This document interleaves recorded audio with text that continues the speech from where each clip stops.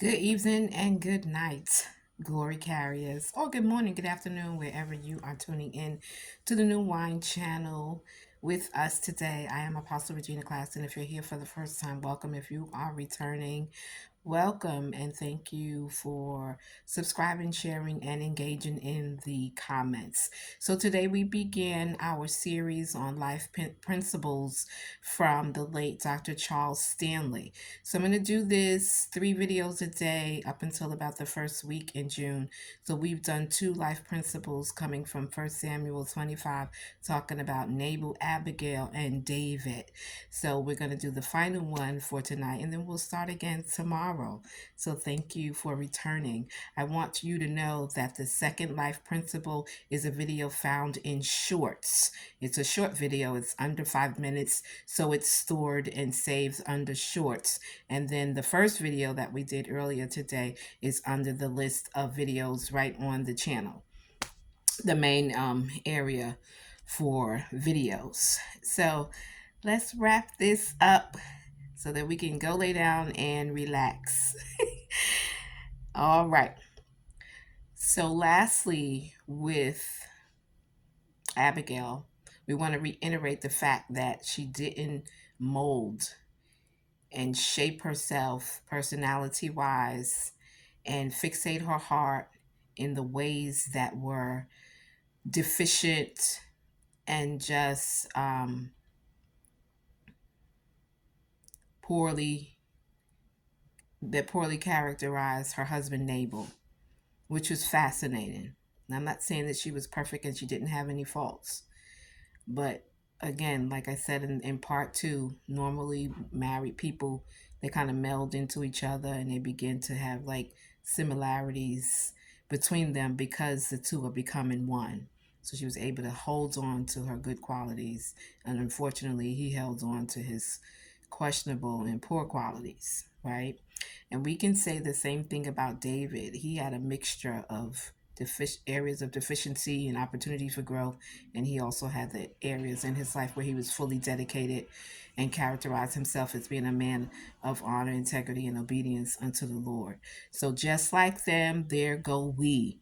We should always find ourselves in places of submission and humility for change, for transformation, for the renewing of our minds, or even reshaping parts of our personality that no longer serve us or serve our highest self or serve where the Lord is taking us, the proverbial place called there, or how the Lord is perfecting us to commission us for a great work or to be a great example or to evangelize or whatever it is, our life's work or call or purpose and area of service. We have to be made for that, and sometimes that takes brokenness in order to be made. Most of the times it takes brokenness to be made, and we can't do it, we can't get there, we can't become it with pride, arrogance, ignorance, or denial about things that need to go on the chopping block, seriously. And so we want to talk about Abigail's transformation. She was becoming a queen.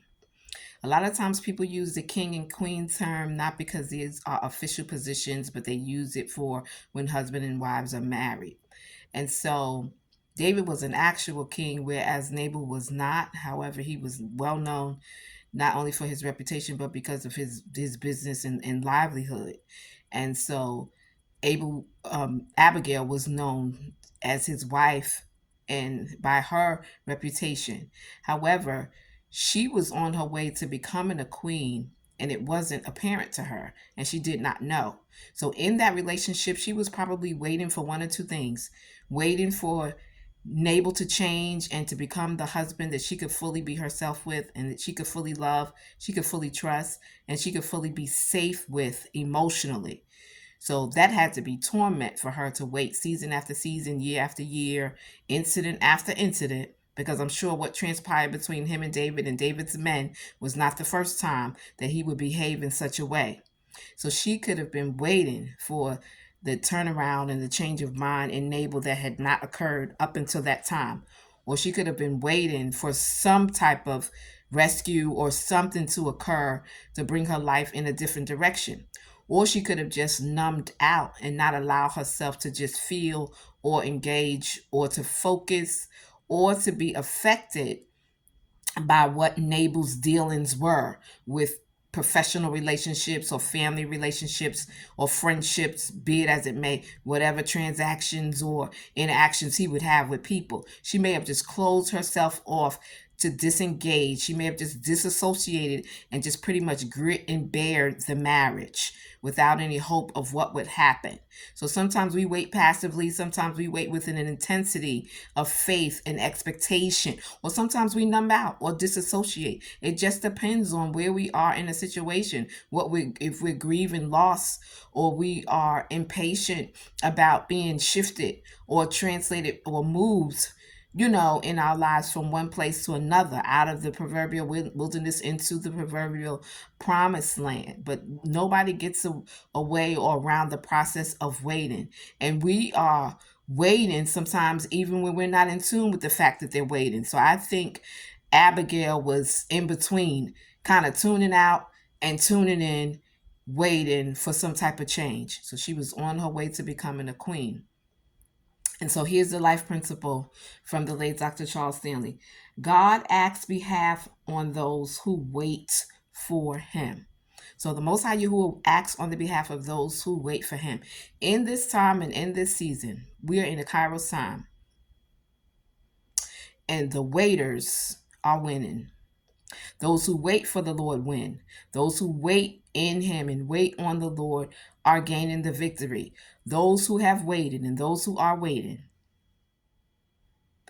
they are going to receive what they prayed for, what the desires of their heart are, and what is on the heart and mind of the Most High who are concerning them and their lives, their families, whatever their prayer requests are. So the waiters are winning.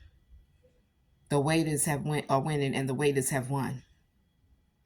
So Abigail won in this regard, because knowing what was at stake, the death of those innocent in her household, including her and her husband, it awakened something in her. It revived something in her. It resurrected a hope in her, and she sprung into action. And that's how, like we said in the first video, she achieved that feminine win. She allowed the femininity of womanhood to come to the surface.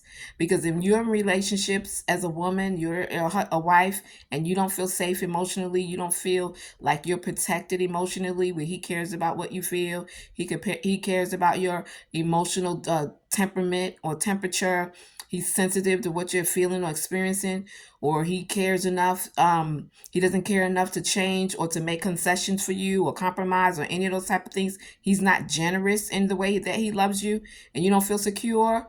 It's a place of torment. So you either just grovel through the whole thing, you disassociate, or you check out, or there's an intensity of expectation that change has to come. So I don't know where Abigail was on the on the spectrum of what she was dealing with, but I know that waiting worked out for her. She did not hesitate after her appeal to David was successful, and then Nabal died, and then she would become David's wife. I don't know what time in between occurred before he asked her to be his wife.